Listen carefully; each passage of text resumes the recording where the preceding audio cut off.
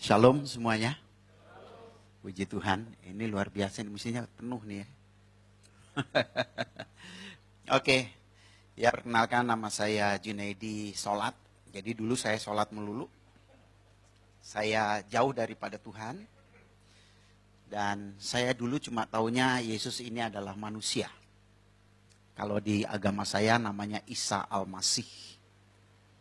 Ya, dan dia statusnya hanyalah nabi. Dan bahkan di dalam surat Ali Imran 57 itu nggak beda sama Musa, nggak beda sama Muhammad, nggak beda sama Adam gitu kalau di ajaran saya dulu. Dan saya nggak pernah mimpi menjadi seorang Kristen karena pegangan saya dulu adalah surat Ali Imran ayat 19, Inna dina indallahi Islam, agama yang diridhoi Allah hanyalah Islam, di luar Islam tidak ada agama yang diridhoi Allah. Dan dalam hati saya berjanji hidup mati saya tetap Islam apapun yang terjadi. Itu rencana manusia. Tetapi rencana Tuhan beda. Dan Tuhan maunya saya jadi pengikutnya. Ya. Jadi Tuhan maunya saya jadi pengikutnya, maka dia kejar saya. Jadi saya memang nggak mau. Cukup lama saudara, saya bergumul 2 tahun. Itu tahun 80-an saya bergumul. Selama 2 tahun, kalau Jumat saya ke masjid, kalau Minggu saya ke gereja. Ya, Tuhan itu memanggil itu hanya dengan satu kalimat yang misterius. Dia cuma berkata begini, carilah kebenaran, kamu akan diselamatkan. Nah, saya berpikir ya kebenaran itu Islam, yang lain itu nggak benar. Ya, dan saya sepelekan kata-kata itu, tetapi herannya kata-kata itu terus berkumandang di hati saya. Ya, berkumandang. Berhenti-berhenti itu kalau saya sholat doang. Habis sholat, suara itu nongol lagi. Terus begitu. Dan saya pikir saya mulai tertarik dengan kekristenan. Kenapa? Karena agama Islam, agama yang paling dekat sama Islam. Sama-sama ada Musa, sama-sama ada Daud, sama-sama ada Yusuf. Sama-sama ada ya yang lain-lain lah sama gitu saudara. Jadi paling dekat, saya nggak mungkin mendekati Buddha atau Hindu, tapi yang paling dekat ini. Jadi saya mulai masuk gereja, tetapi kalau saya masuk gereja, ya kalau pendetanya ngajak doa orang semua begini, saya cuma melotot aja liatin gini. Ya nyanyi juga saya nggak ngerti, dengar-dengar aja begitu. Jadi selama 2 tahun. Nah dari saya melakukan hal yang seperti itu, lama-lama mulai tersingkap. Mulai tersingkap gitu ya. Saya mulai mikir, dan mulai bandingin gitu. Antara Kristen dan Islam ini. Nah, saya perhatikan. Dan saya mulai tertarik dengan kekristenan. Ya saudaraku. Jadi saya melihat, saya membandingkan begini. Kalau dulu saya mau sholat saja sulit. Artinya saya harus ambil air wudhu, lalu saya harus masuk masjid, harus buka sepatu atau sendal. Kalau sendalnya bagus nanti pulang bisa hilang gitu. Ya, dan saya kadang-kadang pakai aja sendal orang lain yang pikirin amat gitu. Nanti kalau saya sholat misalnya 4 rakaat, udah 3,5, tinggal setengah lagi, kentut, batal. Nyenggol perempuan, batal. Syaratnya cukup berat, bahasanya harus Arab, ngadepnya harus ke barat. Nah, saya lihat orang Kristen kok masuk gereja ada yang pakai sendal, ada yang pakai sepatu, ya, lalu ada yang mandi, ada yang nggak mandi, gitu. Ya nyanyi sambil kentut nggak apa-apa, gitu kan, ya, ngadepnya boleh kemana aja. Nah, saya ambil kesimpulan kok Kristen gampang ya. Lalu nggak tahu kenapa pikiran saya berpikir ya Allah itu kan maha pengasih dan penyayang. Nah, kalau saya kan dulu mau makan, mau berbuat sesuatu selalu membaca Bismillahirrahmanirrahim. Yang artinya kita mengakui bahwa Allah itu maha pengasih dan penyayang. Kalau Allah itu sifatnya pengasih dan penyayang pasti nggak nyusahin gitu. Dan saya lihat Allah yang nggak nyusahin itu di Kristen. Nah di situ saya mulai tertarik. Ya. Nah akhirnya saya mulai mengerti dua-duanya apa itu Kristen, apa itu Islam. Tapi untuk mengambil keputusan nggak mudah. Kenapa? Ya saya pasti akan kehilangan keluarga. Saya pasti akan dimusuhin teman-teman. Masjid saya itu cuma, ya ini rumah saya depan sana, 3 rumah saja sudah masjid. Tempat saya suka beribadah. Ya, apa jadinya kalau mereka tahu saya jadi Kristen? Ya, belum lagi bapak ibu saya dan kakek saya itu namanya Kiai Haji Abdul Ghani, punya pesantren terbesar di Lampung. Jadi bisa bayangin situasi saya ya seperti itu. Dan saya takut sekali untuk menjadi Kristen meskipun saya sudah mulai mengerti dan ada keinginan.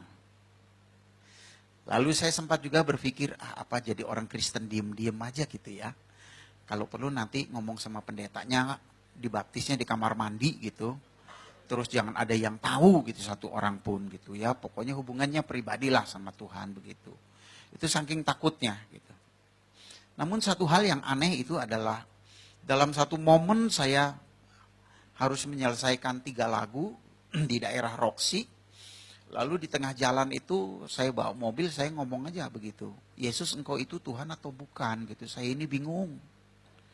Mau jadi Kristen saya takut, mau jadi Islam kok kayaknya saya udah gak kepengen gitu.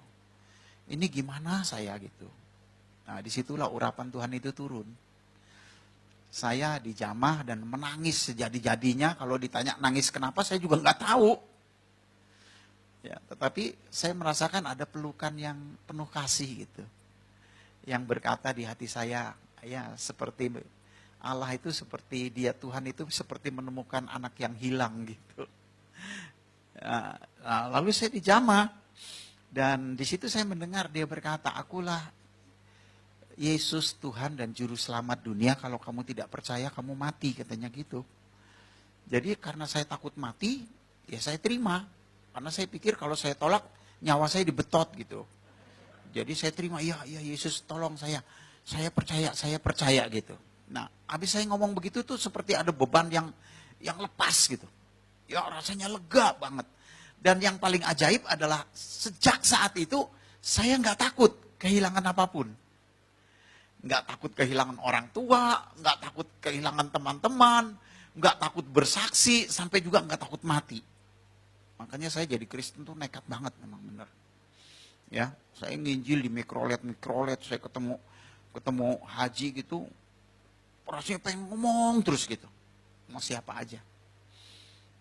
Nah, tetapi memang saya percaya kalau bapak saya, keluarga saya tahu saya jadi Kristen, pasti saya dihakimi, nggak mungkin nggak.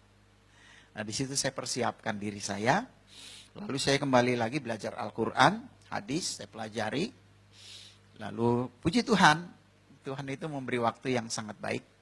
Ya, salah satu guru saya adalah yang saya sangat cintai itu Hamra Namri. Jadi kebetulan waktu itu rumahnya dekat rumah saya. Ya udah di situ kalau ada apa-apa tanya ya akhirnya saya jadi pinter. Ya. Dan betul saja satu kali orang keluarga saya dengar saya jadi Kristen lalu saya dipanggil dan saya dihakimi. Saya disidang gitu. Jadi ditanya, kenapa kamu jadi Kristen? Kamu itu bikin malu orang tua.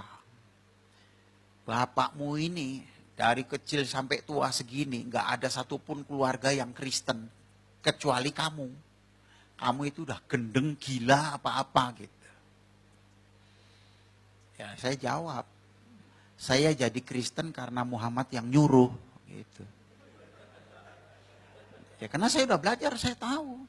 Jawabnya, mesti begitu, baru nanti dia kan pasti cari tahu. Ya, saya bilang, kalau saya bilang saya jadi Kristen karena Yesus, bingung nanti dia, itu kan pengalaman pribadi. Tapi kalau karena Muhammad yang nyuruh, nah dia penasaran, ya suruh buktiin gitu. Kalau saya buktiin, saya bilang kita ini kalau sholat selalu baca ayat Al-Fatihah. Kalau 4 rakaat berarti 4 kali, kalau 2 rakaat ya 2 kali, kalau 3 rakaat ya 3 kali baca Al-Fatihah. Di baris keempat dan kelima dikatakan begini, iya karena budua, iya karena stain, ihdinas sirotol mustaqim.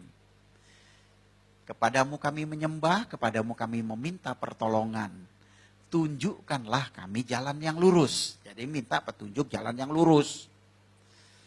Saya bilang saya dari kecil sampai seumur ini, kalau sholat selalu minta petunjuk jalan yang lurus. Padahal jalan yang lurus itu ada di dalam Al-Quran gitu. Di ayat mana katanya gitu. Saudara lihat loh, kiai aja nggak ngerti saudara. Ya, saya bilang di surat Az-Zukhruf ayat 61. Kayak apa bunyinya? Wa innahu la ilmu lisaati fala tamtaruna biha wattabi'uni hatsa siratal mustaqim. Sesungguhnya Isa Al-Masih benar-benar memberitahukan hari kiamat. Janganlah kamu ragu-ragu tentang hal itu, ikutlah kepadanya karena dialah jalan yang lurus. Jadi ya jalan yang lurus itu Isa Al-Masih saya bilang, bukan Muhammad. Saya bilang, kalau ada satu ayat aja Muhammad berkata, akulah jalan yang lurus, saya nggak mungkin ikut Isa Al-Masih, saya bilang. Gitu. Nah di situ debat lagi. Kamu perhatiin ayat ini, katanya di sini, nya ini huruf besar bukan huruf kecil, ikutlah kepadanya. Nya di sini yang dimaksud Allah, kamu boleh percaya Isa Al-Masih, tapi jangan jadikan dia Allah, karena Allah sama Isa Al-Masih beda, katanya begitu. Nah, saya kasih tahu lagi dalam surat Luqman, ya, surat yang ke-34 ayat 4 dikatakan, yang tahu hari kiamat adalah Allah. Jadi surat Luqman berkata yang tahu hari kiamat Allah. Surat Az-Zukhruf yang tahu hari kiamat Isa Al-Masih. Kalau gitu Isa Al-Masih dan Allah itu sama-sama tahu. Gitu. Kan gak ada satupun yang tahu hari kiamat itu kapan. Kecuali Allah dan kecuali Isa Al-Masih. Lalu terjadilah debat dan akhirnya bapak saya nyerah dan saya diusir. Tadinya saya mau dibunuh juga itu. Tapi saya diusir dan tidak diakuin sebagai anak. Ya, itu yang terjadi. Dan akhirnya dia kasih tahu sama semua keluarga, nggak boleh ada yang terima saya. Tapi saya bersyukur kesaksian itu cukup lama dan banyak yang mendengar. Dan 7 tahun kemudian bapak saya tiba-tiba ketemu saya. Dia datang ke rumah sore hari. Saya terkejut waktu itu saya dari luar. Nah saya bilang, bapak kapan datang? Dari tadi pagi katanya. Ada apa pak? Saya mau cium tangannya, biasa kan kalau kita cium tangan gitu. Dia tepis, gak usah katanya gitu. Terus saya bilang ada apa pak kesini? Mau ngomong katanya. Ngomong apa? Ngomongin agama katanya. Lo kan dulu udah. Aku tambah bingung katanya. Gitu. Ya saya bilang ya jangan bingung-bingung pak. Saya bilang Yesus itu juru selamat, Isa Al-Masih itu juru selamat. Nabi banyak pak, tapi juru selamat cuma satu. Kalau nggak punya juru selamat gimana? Wah dia bongkar-bongkar lagi ayat dan kita akhirnya dialog. Sampai akhirnya dia bilang, gimana caranya jadi Kristen? Gitu. Saya bilang ya gampang lah pak jadi Kristen mah. Gimana panggil pendeta? Nggak usah, saya aja gitu. Ya Bapak ikutin doa saya, ikutin doa. Terus saya bilang, maaf ya Pak, aku boleh tumpang tangan di kepala. Ya boleh, silakan aja gitu. Tumpang tangan saya doakan dan dia terima Yesus saat itu. Dan dia menjadi Kristen. Dan saya bersyukur sejak saat itu keluarga saya satu persatu mulai menjadi orang percaya. Ya. Dan saya bersyukur juga teman-teman saya banyak yang jadi orang percaya.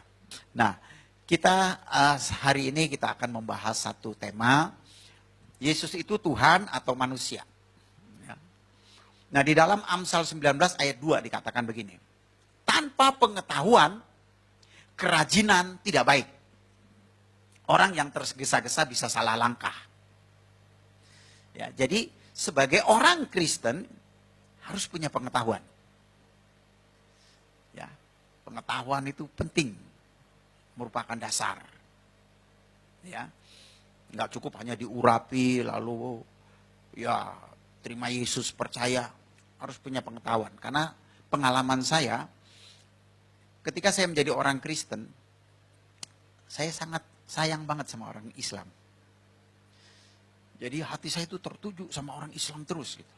Dan saya punya cita-cita pengen punya satu gereja yang semua jemaatnya dari Islam. Itu cita-cita saya dulu. Terus saya doakan itu. Dan saya bersyukur sekarang fokus dipercayakan kepada saya. Fokus itu adalah forum komunikasi umat silaturahmi. Dan semua jemaatnya 80% dari Islam. Saya kumpulin dari 8, 15, 30, sekarang hampir 700. Ya, dan saya hidup dengan iman. Manajemennya, manajemen 5 roti 2 ikan. Udah nggak pakai ini deh, kalau pakai ini mah aduh bangkrut. Ya, udah jalanin aja gitu. Pokoknya kalau perlu kita diminta berkorban, ya korban gitu habis-habisan. Tapi herannya, saya nggak miskin-miskin tuh, aneh itu juga. Dan uang kasnya nggak kekuras-kuras, segitu-gitu terus, naik, turun dikit, naik lagi gitu. Unik gitu. Saya melihat Tuhan ini luar biasa gitu, ya dahsyat. Nah, saya ambilkan dari Yohanes 17 ayat 3. Demikian firman Tuhan. Inilah hidup yang kekal itu, yaitu bahwa mereka mengenal Engkau satu-satunya Allah yang benar, dan mengenal Yesus Kristus yang telah Engkau utus. Ayat ini sering kali dipakai oleh saksi Yehova. Karena orang saksi Yehova itu percaya kepada Allah, tapi Yesus hanya utusan. Enggak disembah sebagai Tuhan. Mirip kayak Islam, dan Islam itu sangat dipengaruhi dengan saksi Yehova. Karena pada waktu Muhammad itu menikah dengan Siti Khadijah, istri yang pertama itu agamanya Kristen. Tapi saya curiga Siti Khadijah ini Kristen saksi Yehova kayaknya. Iya, karena memberi pengaruh yang kuat sama Muhammad ini. Nah, Muhammad juga begitu. Percaya Allah dan Muhammad itu utusan gitu. Jadi dia buat sebuah agama yang seperti itu. Ya. Nah, Alkitab di sini jelas menulis ini adalah doa Yesus. Inilah hidup yang kekal itu. Kira-kira gini. Inilah kalau orang mau masuk sorga gitu. Ya. Yaitu bahwa mereka mengenal Engkau satu-satunya Allah yang benar. Ini yang pertama ya. Mengenal Engkau. Saudara, kita semua sulit sekali bisa mengenal Allah. Tapi kita bisa mengenal Allah kalau Allah lebih dahulu memperkenalkan dirinya. Ya. Jadi memang seperti itu. Mungkin kita semua kenal Jokowi, Presiden Indonesia. Tapi secara pribadi kita mengenal dia sulit. Tapi kalau dia mau mengenal kita gampang sekali. Dia cari aja kita pasti ketemu. Dan kita senang kali dicari. Apalagi diteleponin dulu. Jokowi telepon, Junaidi, gue mau ketemu lu, makan yuk. Gitu. Oh senang banget saya itu. Nah, saudara pasti gitu. Ya, nah, sama. Jadi memang bukan kita yang mencari Allah, Allah yang mencari kita. Bukan kita yang memilih dia, tapi dia yang pilih kita. Jadi saya dipilih Tuhan, saya bersyukur sekali. Berterima kasih banget Tuhan pilih saya. Kalau enggak ya kacau ya saudara. Saya bayangin kalau saya mati di Islam. Orang Islam tuh kalau mati dibikin permen saudara. Dipocongin, tuh kayak permen itu kan. Ikat atas, ikat bawah. Telanjang bulat lagi. Udah gitu kepalanya dipeluntir ngadep ke Mekah. Karena kiblat mereka kan ke Mekah. Beda sama kita. Kalau kita mati pakai jas keren. Ngadepnya ke atas. Kan surga di atas, masa di samping. Betul nggak? Dan kita pakai pakaian pesta, keren loh. Kalau dia kan pocongin telanjang bulat gitu gimana? Apa bisa ketemu Tuhan dengan telanjang? Kita ketemu Jokowi pakai kolor aja nggak diterima. Ya kan? Itu satu gambaran. Kenapa kita kalau meninggal itu dipersediakan sedemikian rupa. Ya, di peti mati, ngadepnya ke atas. Wow, luar biasa. Jadi saya pikir-pikir untung saya nggak, ya saya dipilih oleh Tuhan. Kalau nggak dipilih, waduh, mau kemana ya saudara. Sulit loh saudara, nggak gampang loh orang percaya Yesus itu. Saya kalau boleh sombong sedikit, nggak pernah saya ngobrol sama orang Islam, entah itu kiai, entah itu ustadz, bisa menang sama saya. Saya berani taruhan, lu kalau menang gua nggak sembah Tuhan lagi, lu yang gua sembah. Nggak ada yang bisa menang saudara. Biar kalah belum tentu jadi Kristen. Betapa beruntungnya kalau saudara jadi Kristen. Makanya orang Kristen itu jangan cuma percaya Yesus. harus bangga punya Yesus. Saya bangga banget jadi orang Kristen. Dipilih Tuhan. Wow. Ya, kalau saya boleh memilih, mas saya nggak pengen jadi Kristen. Jangankan masuk gereja, nginjek tanah gereja aja haram. Apalagi masuk gereja. Tapi Tuhan pilih saya. Dia panggil saya. Saya dijadikan orang percaya. Saya diajar, saya dituntun. Saya bersyukur, memang berat saudara ikut Tuhan. Tahun pertama sampai tahun ke-8 saya bangkrut, saudara, nggak punya apa-apa. Ditinggalkan keluarga, dimusuhin teman-teman, bokek, mobil tinggal satu hilang. Hilangnya di gereja lagi. Betul-betul. Saya kadang-kadang waktu itu kalau masuk gereja, aduh, orang gereja enak-enak banget nyanyinya. Kiri kananku ada Tuhan, sekelilingku ada Tuhan. Kalau saya lebih cocok nyanyinya, kiri kananku ada hutang, sekelilingku ada hutang. Karena saya makan aja harus hutang. Pimpit utang-utang di warung. Sulitnya luar biasa. Tapi saya bersyukur, 8 tahun cukup ujian. Sekarang saya sudah melayani Tuhan 34 tahun. Dan Tuhan sangat berkati hidup saya. Ya, kondisi saya dalam keadaan miskin, didatengin keluarga. Mereka ngelewein semua. Lu si murtad. Lu si jadi orang kafir. Makanya lu dikutuk sama Allah. Sekarang kelihatan kan lu miskin, melarat. Ntar lu masuk neraka. Bukan cuma neraka, keraknya neraka. Tapi saya tetap bertahan. Kenapa saudaraku? Ada sesuatu yang luar biasa ikut Yesus. Biarpun saya susah. Tapi iman saya nggak rontok gitu loh. Tetap aja. Bahkan banyak pujian di hati. Biarpun saya ngutang kiri kanan sulit gitu. Tapi damai sejahtera itu tetap ada. Tenang, damai. Dan punya iman yang sangat yakin punya masa depan yang baik. Dalam keadaan susah, melarat. Ya, begitu yang saya alami. Ya, sekarang saya sudah melayani Tuhan 34 tahun. Saya tidak kekurangan suatu apapun. Bahkan kalau boleh saya agak sedikit bermegah, tidak ada keluarga saya yang lebih kaya dari saya. Dalam materi, dalam banyak hal. Luar biasa ya. Karena bagi Tuhan itu nggak ada yang mustahil. Asal kita setia saja, sungguh-sungguh pasti Tuhan buka jalan. Ya, banyak hal yang kita tidak mengerti dan Tuhan berikan itu. Nah, jadi kita harus mengenal Allah. Kekristenan bukan agama. Yesus datang ke dunia nggak buat agama. Yesus datang ke dunia kedua mencari orang berdosa, dan ketika orang itu menerima dia, orang itu menjadi bait Allah. Bait Roh Kudus. Jangan terjebak dalam keagamaan. Ya saudaraku, Yesus tidak pernah buat agama. Maka itu kalau kita nginjil, orang Islam suka bilang apa? Kristenisasi. Padahal bukan kristenisasi, selamatisasi.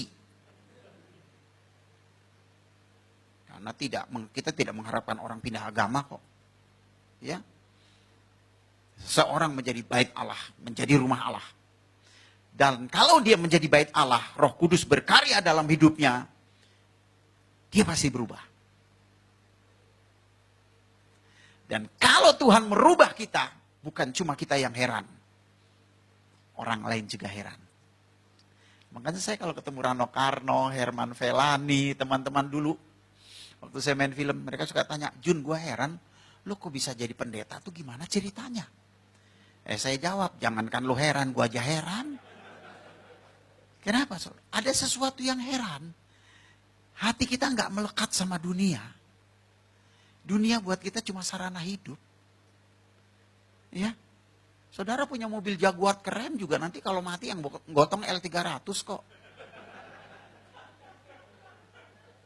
Ya, jadi ya seperti itu. Saya punya rumah, kamarnya 5, saya nggak pernah pindah-pindah di situ-situ aja. Iya kan? Apa ada saking kayaknya kita makan apa ya? Beli arwana goreng yuk, kita beli ikan arwana yang harga 50 juta kita goreng. Enggak juga kan. Ya kan, sederhana sekali sebetulnya hidup itu. Tapi alangkah indahnya selama kita hidup, kita bisa jadi berkat. Dan itu hanya dimungkinkan kalau ada roh Allah di dalam kita. Ya, kita menjadi baitnya. Nah, setelah Allah memperkenalkan dirinya kepada kita, seharusnya kita mengenal dia. Balik. Itu namanya akrab. Ya, kalau kita nggak akrab susah, saudara. Harus bergaul karib sama Tuhan, ini penting. Ya, saya mau tanya dulu sama saudara. Allah kita sama Allahnya orang Islam sama nggak sih? Allahnya orang Kristen sama Allahnya orang Islam sama nggak?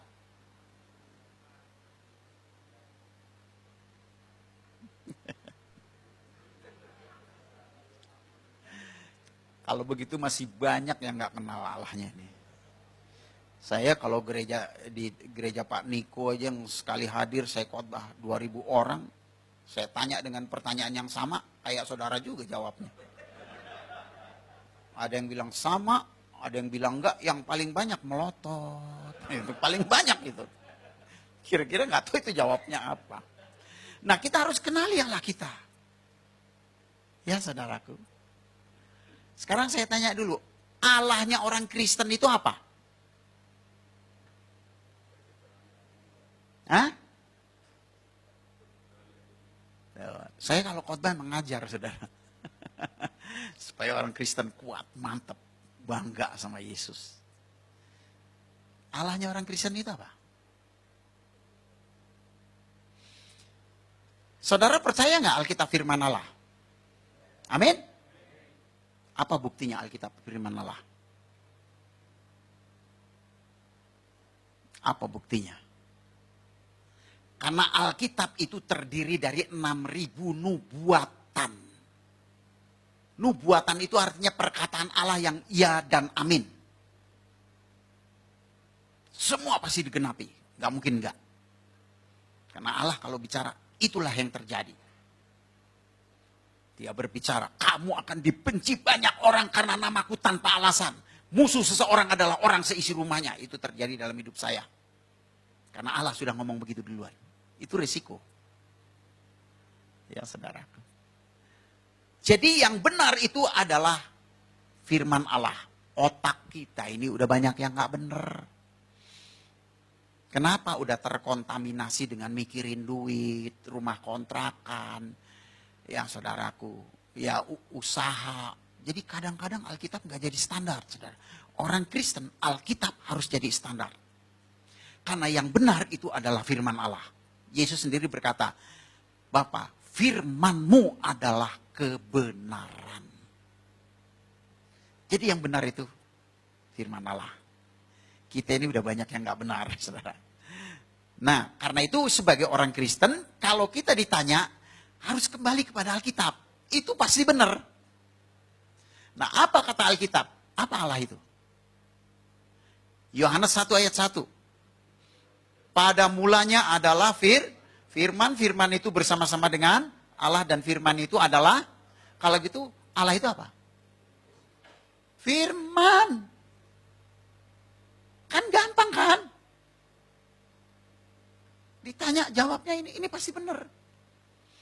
Yohanes 4 ayat 24.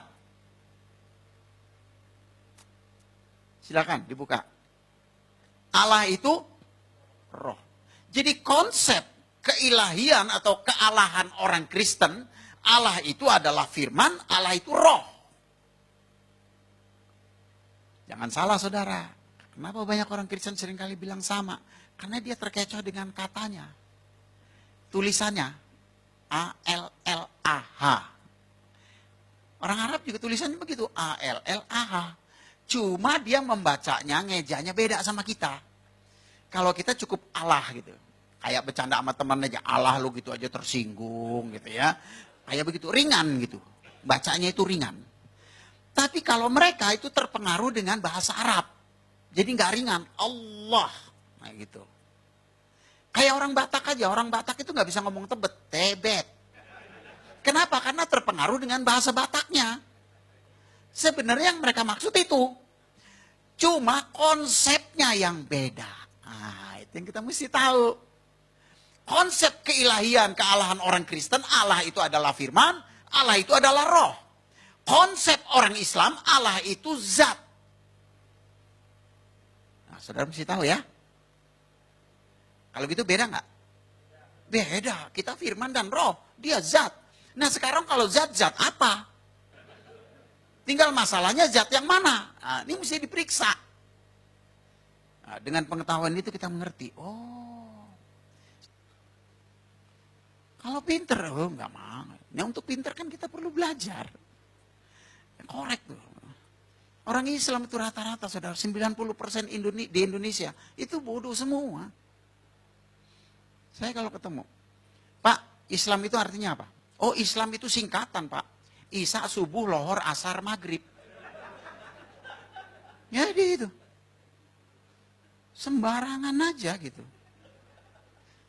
Pak, kalau singkatan bukan Islam, Pak. Izam. Karena tidak ada lohor, yang ada zuhur. Bapak tahu nggak artinya izam? Nggak tahu. Izam itu artinya kejahatan umum.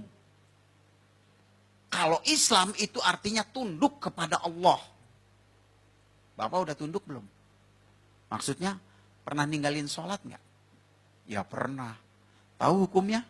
Nggak tahu. 1 kali meninggalkan sholat hukumannya 10.000 tahun masuk neraka. Makanya Saifuddin kan bilang di YouTube, saya mah nggak sanggup jadi Islam katanya. Kenapa? Iya, 1 kali ninggalin sholat 10.000 tahun di neraka. Mana kuat gua. Ada di sini yang nggak ninggalin sholat. Diem aja semua. Karena semua pasti udah ninggalin sholat. Nggak ada yang mungkin 1 hari 5 kali itu. Pasti ada yang lalai. Ya saudaraku, nah, itu contohnya.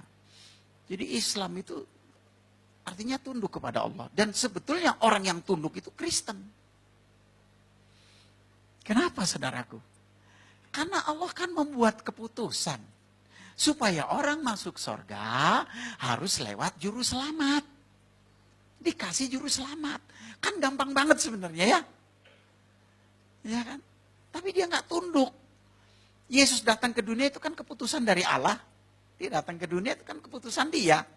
Cara dia bukan cara kita. Ya kan?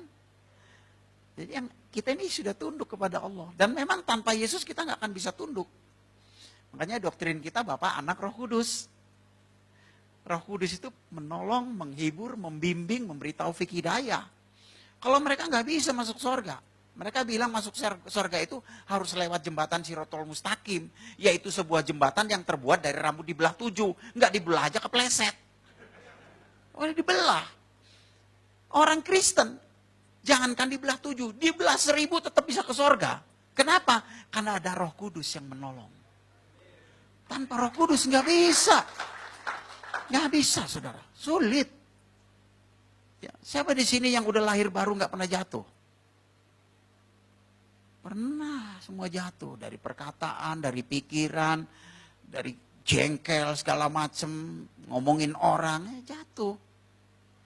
Tapi kita ada Roh Kudus, biar jatuh nggak akan tergeletak, dituntun lagi, diingetin lagi. Itu hebatnya Roh Kudus. Ya, dia yang akan terus menolong kita sampai kita tiba di tempat Bapa di surga. Nah, Allah kita itu adalah firman, Allah kita itu adalah roh. Ya saudaraku, ini kita mesti ngerti. Kenali dia secara baik dan benar. Dan Allah kita itu sangat berotoritas untuk memilih. Dari mulanya ketika dia ingin menyatakan kasihnya, dia pilih sebuah bangsa namanya Israel. Betul nggak? Saudara percaya umat Israel pilihan Allah? Apa buktinya? Apa buktinya? Hah? Pertama, dalam Mazmur 147 ayat 19 dan 20. Di sana dikatakan Allah tidak pernah berbicara kepada bangsa lain. Hanya kepada Yakub, kepada Israel. Dan menyatakan hukumnya hanya kepada Israel. Artinya apa saudara? Tidak ada nabi yang berasal dari luar Israel. Itu buktinya.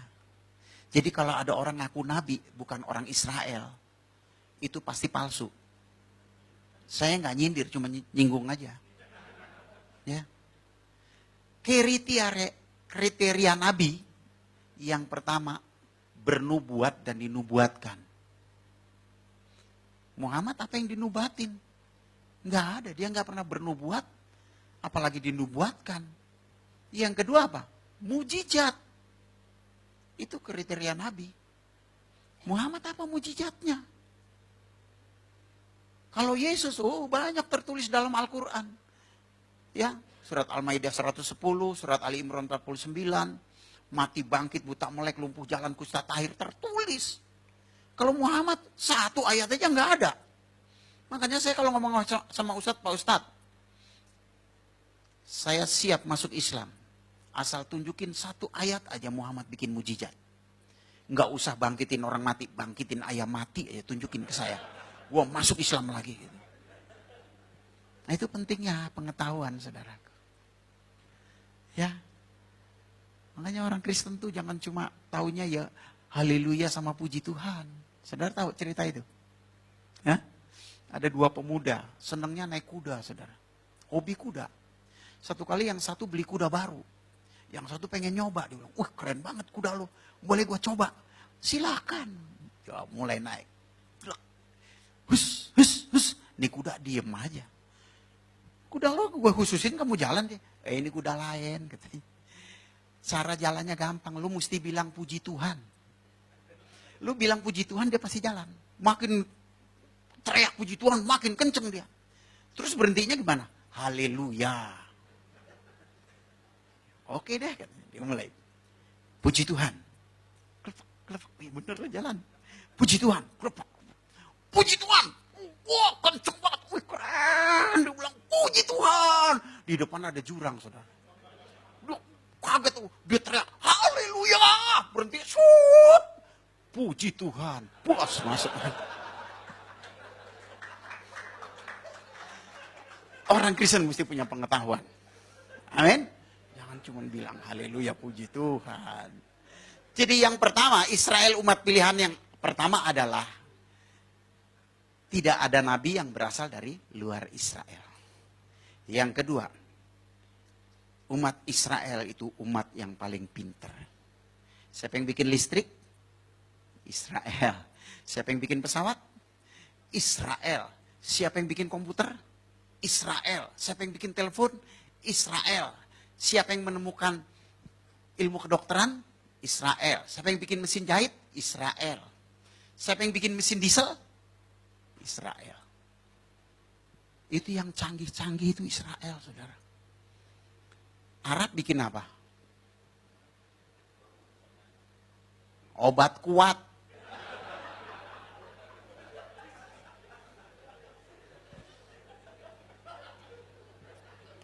Kawin mulu kerja.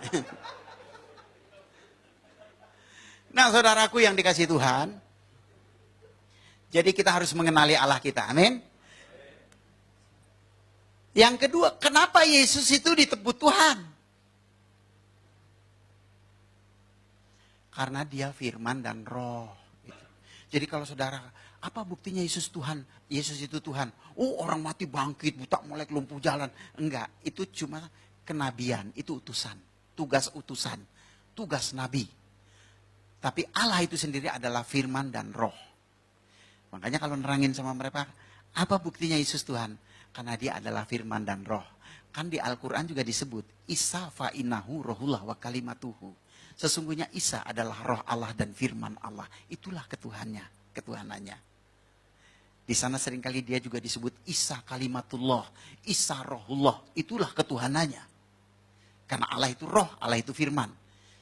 Jadi kalau dia bilang, itu kan Kristen. Enggak, Islam juga ngajarin.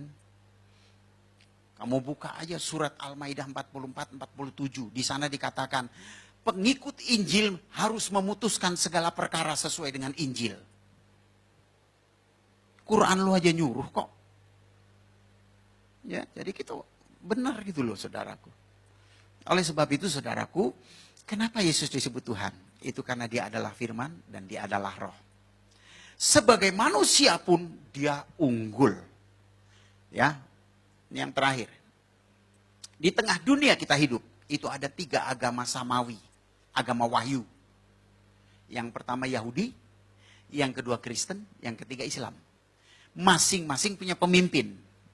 Yahudi itu yang mimpin Musa. Kristen Yesus, Islam Muhammad. Nah, kita bandingin nih pemimpin kita nih. Musa, pertama, dia lahir bayi dibantai. Yesus lahir bayi dibantai. Karena itu ada kesamaan. Musa berkata, seorang nabi yang sama seperti aku akan dibangkitkan di antara saudaramu. Ya, Keluaran 18. Jadi sama seperti Musa, di mana samanya? Sama-sama ada bayi dibantai. Muhammad lahir kambing yang dibantai. Nggak ada bayi dibantai. Yang kedua, Musa bermujizat. Yesus bermujizat. Muhammad nggak ada mujizatnya. Yang ketiga, Musa dipakai oleh Allah untuk membebaskan umat pilihan dari perbudakan Mesir. Yesus dipakai oleh Allah untuk membebaskan manusia dari perbudakan dosa. Muhammad dipakai apa? Budakin orang, iya. Ya, ini kita mesti ngerti loh ini. Jangan sampai gampang-gampangan nanti anaknya, Pak, aku jatuh cinta sama Ustadz. Boleh nggak Pak aku ikut dia? Oh boleh, yang penting berbuat baik. Masuk neraka. Jangan bilang sama, beda, jauh. Musa jatuh dalam dosa nggak? Jatuh dalam dosa. Yesus? Tidak. Muhammad? Nggak usah diomongin. Sampai sekarang pengikutnya nyembelihin orang mulu. Ya, kenapa Musa jatuh dalam dosa? Kenapa saudara?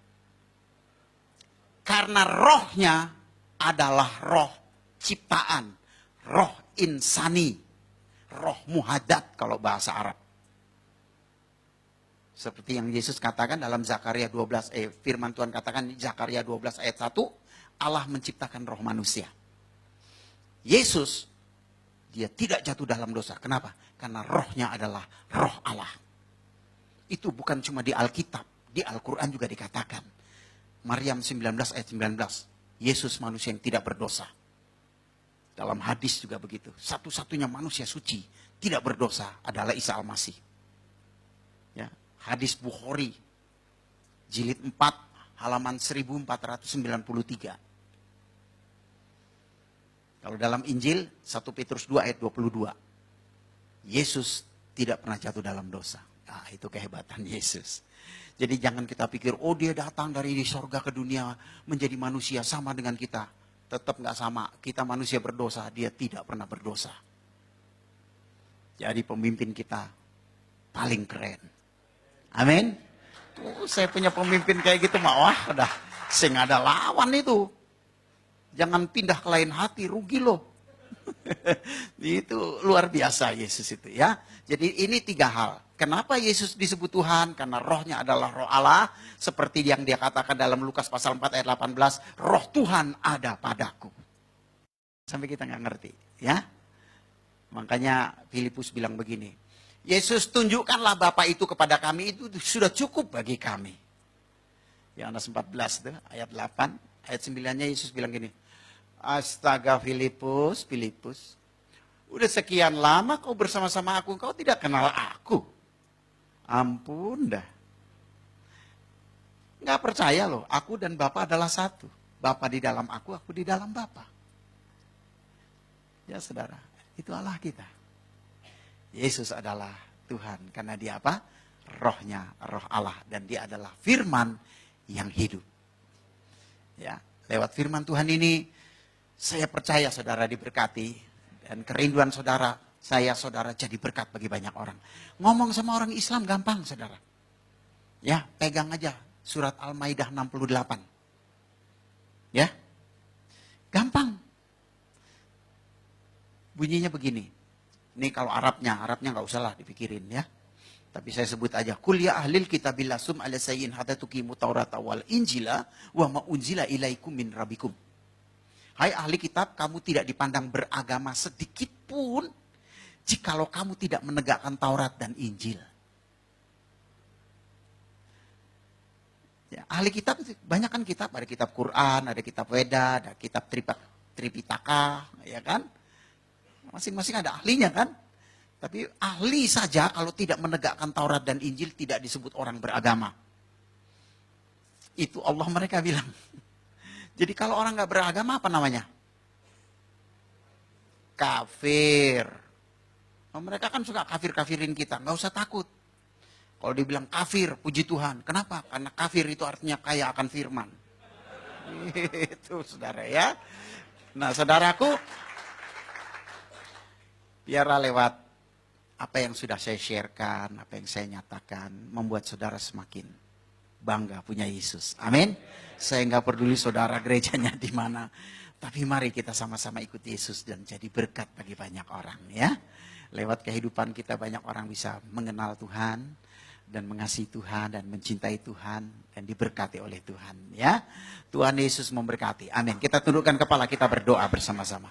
Bapa, hamba sudah berhenti berbicara, tetapi Engkau yang tidak terbatas dengan ruang dan waktu akan terus berbicara dan memberkati setiap umat-Mu ini Tuhan.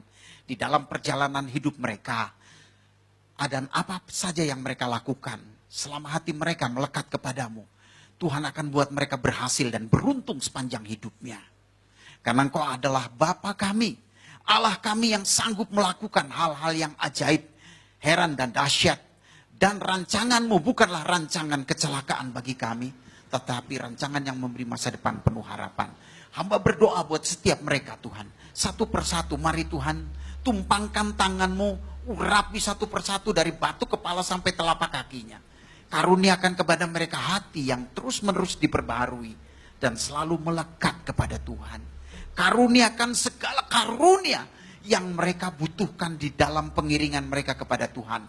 Perlengkapi mereka dengan karunia-karunia dari sorga untuk menjadi berkat bagi banyak orang. Terima kasih Tuhan. Terima kasih. Terima kasih Bapa. Engkaulah Tuhan dan Raja Maha Besar yang layak ditinggikan, diagungkan dan disembah. Di dalam nama Yesus kami sudah berdoa dan bersyukur. Yang percaya katakan amin. Tuhan Yesus memberkati.